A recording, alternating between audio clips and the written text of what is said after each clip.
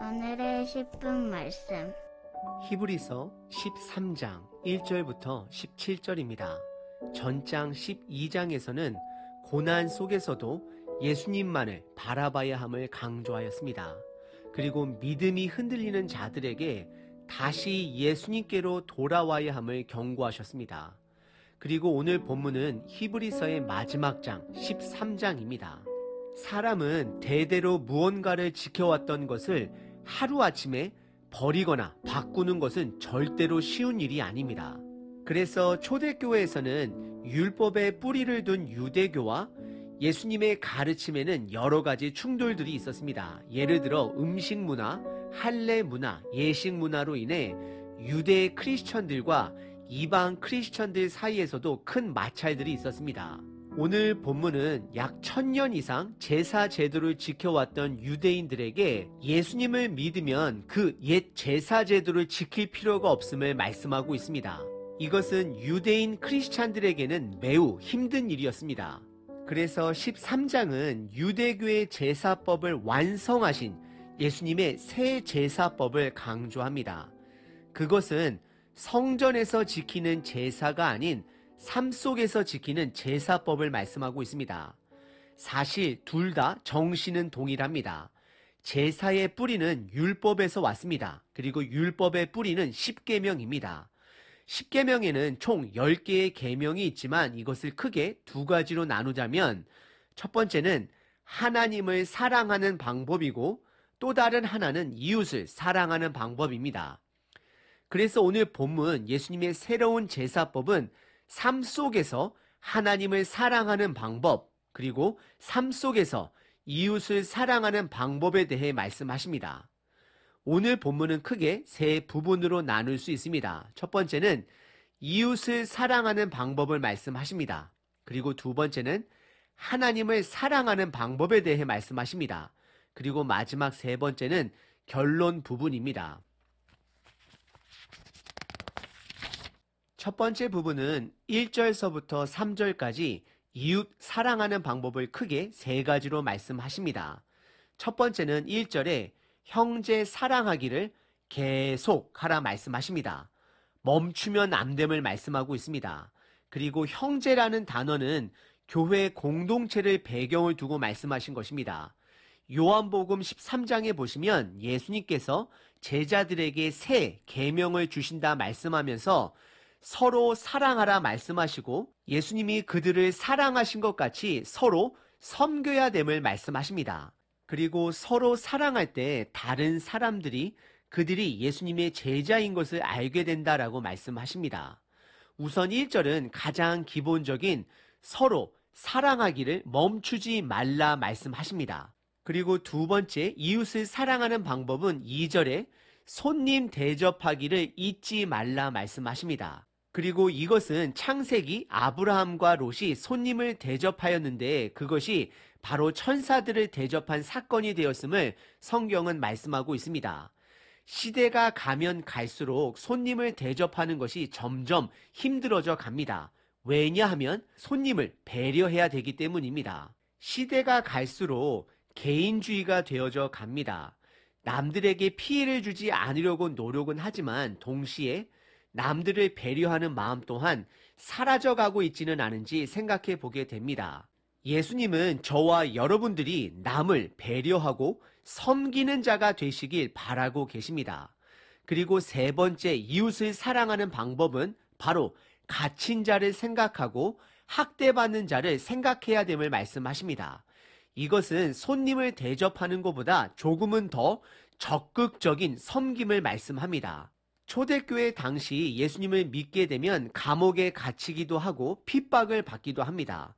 그래서 3절에 너희도 함께 갇힌 것 같이 갇힌 자를 생각하고 너희도 몸을 가졌은 즉 학대받은 자를 생각하라 말씀하십니다. 이것은 결국에는 공동체가 하나 되어야 함을 말씀하고 있는 것입니다. 자식의 아픔이 부모의 아픔인 것처럼 내 공동체 안의 아픔을 돌아봐야 함을 적극적으로 나서야 함을 말씀하고 있는 것입니다.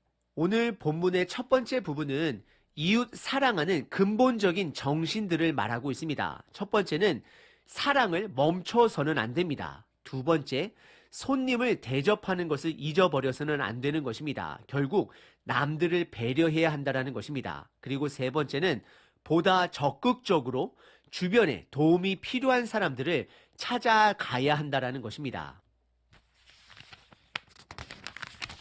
오늘 본문의 두 번째 부분은 하나님 사랑하는 방법에 대해 말씀하십니다. 4절서부터 14절입니다. 우선 4절에 결혼을 소중히 여기고 음행하지 말 것을 말씀하십니다. 그리고 이것을 가볍게 여기는 자들은, 음행하는 자들은 하나님의 심판이 있을 것을 말씀하십니다. 가정은 하나님이 주신 가장 작은 단위의 교회입니다. 하나님의 나라입니다. 가정이 무너지면 당연히 교회 공동체도 무너지게 되는 것입니다. 여러분들이 하나님을 사랑하면 가정을 소중히 가꿔야 합니다. 그리고 두 번째는 5절에 돈을 사랑하지 말고 자족하는 법을 배워야 함을 말씀하십니다. 돈과 하나님은 비교의 대상이 될 수 없습니다. 하지만 신약 성경에서 돈과 하나님을 종종 비교합니다. 왜냐하면 저와 여러분들이 돈을 너무 사랑하기 때문입니다. 그래서 5절에 돈이 모든 문제를 해결할 수 없음을 간접적으로 말씀하고 있습니다. 그래서 성경은 하나님이 그들을 결코 버리지 않고 떠나지 않는다라고 말씀하십니다. 이것은 우리들이 돈을 우선순위 하는 것보다 하나님을 더 사랑해야 함을 말씀하고 있는 것입니다. 그리고 6절은 그 당시 역사적인 배경을 드러냅니다. 그 당시는 예수님을 믿게 되면 경제적 어려움을 겪게 됩니다. 왜냐하면 그 당시 로마가 인정한 종교는 기독교가 아닌 유대교이기 때문이었습니다. 그래서 6절 끝부분에 사람이 내게 어찌하리요 라고 말씀을 합니다. 이것은 교회가 세상으로부터, 사회로부터 경제적으로 여러 가지 부분으로 핍박을 받을지언정 담대해야 함을 말씀하고 있는 것입니다. 그래서 7절에서는 히브리서 11장에서 다룬 믿음의 선조들의 삶을 기억하고 그들의 믿음을 본받아야 함을 말씀하고 있습니다. 그리고 9절에 다른 교훈, 즉 다른 가르침에 현혹되지 말라 말씀하십니다. 그러면서 한 가지 예로 음식으로 할 것이 아니다라고 말씀을 하십니다. 이것은 그 당시 음식과 관련된 의식법, 즉 그들의 율법에 매여서는 안 됨을 말씀하고 있습니다. 그래서 그 의식법에 매이는 자에는 유익을 얻지 못한다라고 말씀하십니다. 그러면서 10절서부터 14절까지는 유대인들이 가장 관심을 갖고 있는 제사 제도에 대해 말씀하십니다. 이스라엘에는 1년에 한 번씩 속죄 제사를 드리는 날이 있습니다. 그 날에 드려지는 동물의 피는 지성소 안까지 들어가 뿌리고 바르게 되고 나머지 모든 고기는 먹지 않고 영문 밖, 즉 진영 밖으로 가지고 나가 태우게 됩니다. 그래서 12절에 보시면 예수님 또한 성문 밖 골고다 언덕 십자가에서 고난을 받으셨다라고 말씀을 합니다. 히브리서는 다시 한번 구약의 제사가 예수님의 죽음으로 완성된 것을 연결하고 있는 것입니다.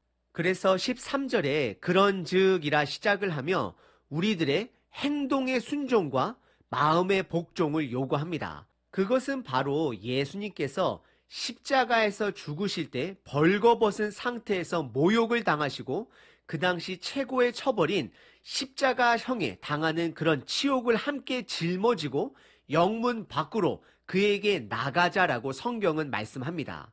사실 그 당시 유대인들이 그들의 유대교적 뿌리인 율법을 버리는 것은 그들에게 있어서 가장 큰 치욕일 수 있습니다. 예전에 80세에 가까운 어르신 한 분에게 하루 동안 시간을 함께 보내면서 복음을 전한 적이 있습니다. 그때 그분께서 복음을 들으시고 저를 바라보시며 내가 80평생 믿어온 것을 하루아침에 바꾼다라는 것은 어린 제가 아직 이해할 수 없다라고 말씀하셨습니다. 맞습니다. 저는 그분의 마음을 이해할 수 없습니다. 하지만 그럴지라도 진리 앞에서는 단호한 결단을 내리셔야 합니다. 왜냐하면 우리의 소망은 이 땅에서 내가 100년을 살던 200년을 살던 결국 떠나게 되어 있기 때문입니다. 그래서 14절에 보시면 우리의 영원한 도성이 이 땅이 아닌 예수님의 두 번째 오심으로 완성될 하나님의 나라에 있을 것을 말씀하십니다. 그래서 내가 이 땅에 매여 있으면 결단하기가 쉽지 않은 것입니다. 하지만 영원한 것을 볼 수 있을 때 우리는 결단할 수 있게 되는 것입니다. 오늘 본문의 두 번째 부분은 하나님 사랑하는 방법에 대해 다루었습니다. 총 4가지입니다. 첫 번째는 나의 가정을 소중히 여기는 것이 하나님을 사랑하는 것입니다. 두 번째는 돈이 아닌 하나님을 사랑해야 합니다. 세 번째는 다른 거짓된 가르침을 따라가서는 안 되는 것입니다. 충성을 말씀하고 있는 것입니다. 네 번째는 결단입니다. 이 땅의 것들로 인하여 주저주저하는 삶이 아닌 완성될 하나님 나라를 바라보며 소망하며 하나님을 사랑하기로 결단해야 합니다. 왜냐하면 하나님의 나라는 영원할 것이기 때문입니다. 오늘 본문의 세 번째 부분은 결론 부분입니다. 15절서부터 17절까지입니다. 15절의 시작이 그러므로라고 시작을 합니다.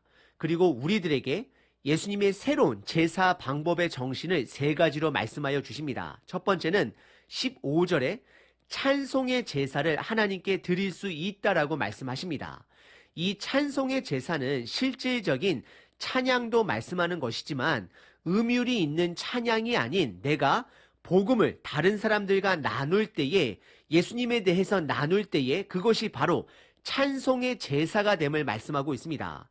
그리고 두 번째는 16절에 선을 행하는 것입니다. 남을 섬기는 것입니다. 그리고 그것은 나의 것을 나눠주는 것이 선행이다라고 16절 끝부분에서 말씀하고 있습니다. 이것은 청지기 정신과 연결이 되는 것입니다. 나의 모든 것은 하나님께서 잠시 나에게 맡겨주신 것임을 반드시 기억하셔야 합니다. 우리는 그것을 남들과 잘 나누어야 합니다. 그리고 세 번째로 새로운 제사의 정신은 17절에 저와 여러분들을 예수님께 더 가까이 인도해 주시는 지도자들에게 순종하고 복종하라고 말씀하십니다. 이것은 그때 당시 예수님의 복음을 전하는 자들의 가르침을 무시하지 말고 그들의 말을 잘 들어야 함을 말씀하고 있는 것입니다. 지금 시대에도 저와 여러분들에게 온전한 복음을 예수님의 모습으로, 삶으로 가르치시는 선생님들이 있습니다. 그런 분들의 인도하심에 행동의 순종과 마음의 복종으로 따라가야 할 것입니다. 그러면 저와 여러분들에게 유익이 있을 것을 성경은 말씀하고 계십니다. 오늘 본문의 세 번째 부분은 결론 부분으로 예수님의 새로운 제사 3가지 방법을 말씀하였습니다. 첫 번째는 찬송의 제사입니다. 두 번째는 선을 행함입니다. 그리고 세 번째는 복음의 지도자들에게 순종과 복종하는 것입니다. 오늘 본문은 수세기 동안 이어져 온 구약의 제사법을 따른 유대 그리스도인들에게 옛 제사법을 버리고 예수님의 새로운 제사법을 따라야 함을 말씀하고 있습니다. 옛 언약이나 새 언약이나 정신은 동일합니다. 첫 번째는 하나님을 사랑하는 것이고 두 번째는 이웃을 사랑하는 것입니다. 오늘 본문에서 하나님을 사랑하는 방법은 총 4가지 정신으로 말씀드렸습니다. 첫 번째는 가정을 소중히 여기는 것입니다. 가장 작은 하나님의 나라의 단위는 가정임을 기억하셔야 합니다. 두 번째는 돈이 아닌 예수님을 사랑해야 합니다. 세 번째는 다른 가르침을 따라서는 안 됩니다. 충성을 말씀하고 계십니다. 마지막 4번째는 결단해야 합니다. 이 땅에 매이지 말고 영원한 하나님의 나라에 소망을 두고 현재의 삶 속에서 결단해야 합니다. 그리고 이웃 사랑하는 방법의 정신은 크게 3가지였습니다. 첫 번째는 사랑하기를 멈추면 안 된다라는 것입니다. 계속해서 사랑해야 합니다. 두 번째는 손님 대접하기를 잊지 말라 말씀하셨습니다. 남을 배려하셔야 합니다. 그리고 세 번째는 보다 적극적으로 갇힌 자, 학대받은 자들을 생각하고 찾아가야 함을 말씀하고 있습니다. 그리고 결론 부분에서는 예수님의 새로운 제사 3가지 정신에 대해 말씀하셨습니다. 첫 번째는 찬송의 제사가 있었고 두 번째는 선을 행하는 제사가 있었고 세 번째는 복음의 지도자들에게 행동의 순종과 마음의 복종이 있어야 함을 말씀하셨습니다. 오늘 하루 여러분들의 하루가 하나님이 기뻐 받으시는 살아있는 제사가 되길 기도합니다.